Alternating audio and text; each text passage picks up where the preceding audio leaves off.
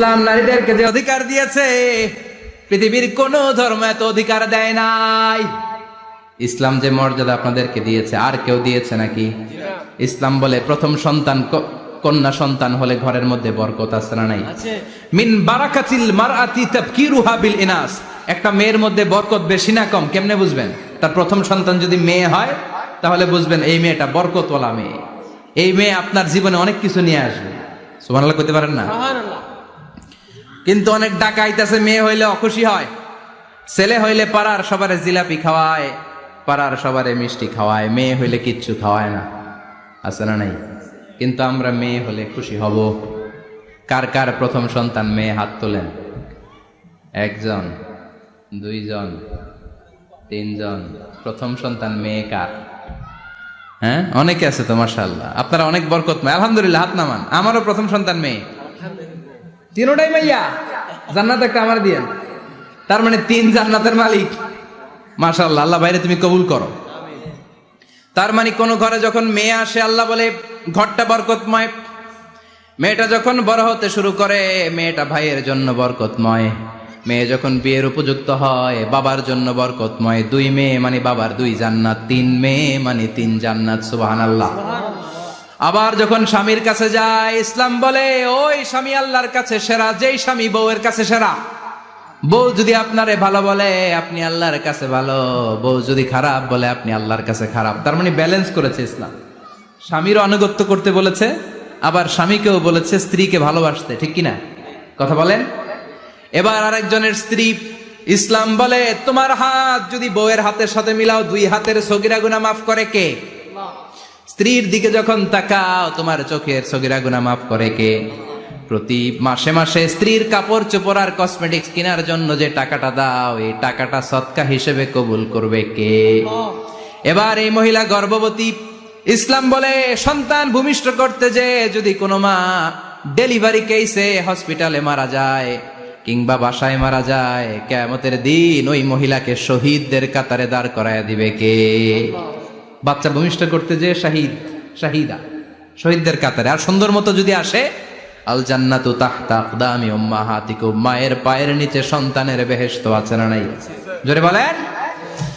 এজন্য ইসলাম বলে খবরদার, মায়ের মর্যাদা সবচেয়ে বেশি। এক সাহাবী বললেন ইয়া রাসূলুল্লাহ, কার সাথে ভালো আচরণ করব, বাবার সাথে নাকি মায়ের সাথে? নবী বললেন মায়ের সাথে, এরপরে মায়ের সাথে, তারপরে মায়ের সাথে, তারপরে কার সাথে? তারপরে তোমার পিতার সাথে। মায়ের মর্যাদা কয় গুণ বেশি? ওগো মা তুমি এই ধরনের শ্রেষ্ঠ নেয়ামত, তোমারই পদ তলে রয়েছে জান্নাত। ওগো মা তুমি এই ধরনের শ্রেষ্ঠ নেয়ামত, তোমারই পদ তলে রয়েছে জান্নাত। সুবহানাল্লাহ। আমি বলি আমাদের পায়ের নিচে থাকে মৌজা, জুতা আর বালু, আর মহিলাদের পায়ের নিচে জান্নাত। এই পৃথিবীটারে 1000 বার বিক্রি করলে জান্নাতের একটা চেয়ারের দাম হবে না। সুবহানাল্লাহ পড়েন। আর যেই জান্নাত মায়ের পায়ের নিচে পড়ে আছে ওই পায়ের দাম বেশি না কম? বেশি। এজন্য মায়েদের সাথে ভালো আচরণ করতে হবে। ইসলাম নারীকে দিয়েছে ইবাদতের অধিকার। নারীরা যদি মহিলা সমাবেশে যেতে চায় কোনো পুরুষ বাধা দিতে পারবে? নারী যদি মসজিদে নামাজ পড়তে যেতে চায় বাধা দিতে পারবে? নাগাই শিখে আছে মহিলাদের নামাজের জায়গা? করেন নাই আপনারা? করেন, আস্তে আস্তে করেন, আস্তে আস্তে করতে হবে। তারা অনেক সময় বাইরে বেরোয়, বাসায় আসতে আসতে নামাজের সময় হয়ে গেছে, কই পড়বে নামাজটা? মসজিদে সুযোগ করে দেন, মসজিদে পড়বে। তবে ঘরে পড়া উত্তম, ঘরে পড়লে বেশি সওয়াব। সুবহানাল্লাহ। তার মানে ইবাদতের অধিকার ইসলাম নারীকে দিয়েছে, শিক্ষার্জনের অধিকার। আপনার ছেলেকে স্কুলে পাঠান, শুধু ছেলেকে নয়, আমরা বলি আপনার ছেলেকেও পাঠান, মেয়েকেও পাঠান, ঠিক কিনা? আপনার ছেলেকে মাদ্রাসায় পাঠান, মেয়েকেও পাঠান। শিক্ষা সবার জন্য। বিষ্ণু বলেছেন আল্লিমু বানাতাকুম সূরাতান নূর, তোমরা তোমাদের মেয়েদেরকে সূরা নূর শিখাও। কোন সূরা? কথা কন। ও আমার মায়েরা, আপনাদের জন্য রব্বুল আলামিন সব হকের কথা সূরাতুন নূরে বলেছে। তোমরা তোমাদের নারীদেরকে সূরাতুন নূর শিক্ষা দাও। ও আমার মায়েরা, আজ থেকে সূরাতুন নূরের অর্থ পড়বেন, তাফসীর পড়বেন, ঘরটারে বরকতময় করে দিবে কে? আপনাদের আছে মোহরানার অধিকার। বিয়ে করলে পুরুষ মোহরানা পাবে না, দিবে। কিন্তু আমরা এতগুলা টাকা নিয়ে আসি, ডাকাইত আছে না নাই? সারা জীবন মেয়েটারে লালন পালন করলো, একটা মেয়ে হলো একটা বাবার কলিজা। মেয়ে দিয়ে দিল মানে বাবা কলিজা ছিঁড়ে দিল, আর কি চাস? ডাকাত ফকির কোথাকার। খবরদার, বিয়ের মধ্যে 1 টাকা যদি তুমি যৌতুক খাও, কিয়ামতের দিন আল্লাহ তোমারে ছাড়বে। যৌতুকের সাথে ইসলামের কোনো সম্পর্ক, যৌতুকের সাথে সম্পর্ক। যৌতুক খেলে ডবল গুনাহ। যৌতুক খাওয়া ততটা অপরাধ, কুকুরের গোশত খেলে যত অপরাধ এর চেয়ে বেশি অপরাধ। কুকুরের গোশত খেলে 1 গুনাহ, হারাম খাওয়ার গুনাহ। যৌতুক খেলে 2 গুনাহ, 1 হারাম খাওয়ার গুনাহ, 2 শ্বশুর বাড়ির উপর জুলুম করার গুনাহ। চিল্লা এখন ঠিক কিনা? এরপরে ইসলাম নারীকে দিল ভালো আচরণ পাওয়ার অধিকার। ইসলাম নারীকে দিল বাবার সম্পদে উত্তরাধিকারের অধিকার। একজন বাবা ইন্তেকালের আগে ছেলেকে যদ্দুর দিবে, মেয়েকে তার অর্ধেক দিতে হবে। যেরকম ঠিক কিনা? নাগাইশের বাবারা কি করে? দেয় তো? নাগাইশ এলাকায় কি হয়? ছেলেরে 2 কাটা দিলে মেয়ের 1 কাটা দেয় না? কদ্দুর দেয়? দেয় না। হ্যাঁ, ডাকাই। ওই যে কয় ডাকাইত। আবার কই সুবহানাল্লাহ, নাউজুবিল্লাহ। কও বেটা, ছেলেকে যদ্দুর দিবেন, মেয়েকে অর্ধেক।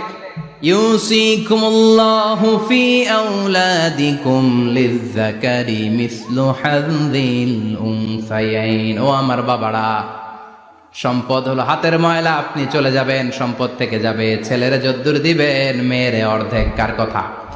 মানতে রাজি আছেন তো? একজন প্রশ্ন করেছে যে অনেক মেয়েরা ডিজাইন করা বোরকা পরে, এত ডিজাইন করে যে তাকিয়ে থাকতে মনে চায়। মানে বোরকা পরার কারণে আরো বেশি তাকায় থাকতে মনে আছে, এরকম ঝামেলা আছে না? নাই না, এরকম ঝিলিমিলি ঝিলিমিলি বিভিন্ন ধরনের ডিজাইন করা, অতিমাত্রায় ডিজাইন, যেটা মানুষের দৃষ্টি আকর্ষণ করতে পারে, এরকম বোরকা পরা যাবে না। বোরকা হতে হবে ঢিলে ঢালা, বোরকা হতে হবে মোটা কাপড়ের, বোরকা হতে হবে আপনার সেফ গার্ড। ওই বোরকায় যদি আপনার সর্বনাশের কারণ হয়, তাহলে তো এই বোরকা দিয়ে কোনো লাভ নাই। আমার বোনেরা, আপনাদের জন্য যা বলেছি কেফায়া, নাকতাফি বিহাদাল কাদার, এতটুকুই আমি যথেষ্ট মনে করি। আমাদেরকে হেজাব পালন করতে হবে আমাদের সিকিউরিটির জন্য। ইসলাম আমাদেরকে যে অধিকার দিয়েছে কেউ দেয় নাই। ইসলাম যে বিধান দিয়েছে আমাদের ভালোর জন্যই দিয়েছে, ঠিক কিনা? আল্লাহ আমাদের সবাইকে কথাগুলো বোঝার ও আমল করবার তৌফিক দান করুক। আমরা পড়ি আমিন। ওগো মা, তুমি এই ধরনের শ্রেষ্ঠ নেয়ামত, তোমারই পদ তলে রয়েছে জান্নাত। ওগো মা, তুমি এই ধরনের শ্রেষ্ঠ নেয়ামত, তোমারই পদ তলে রয়েছে জান্নাত। সুবহানাল্লাহ।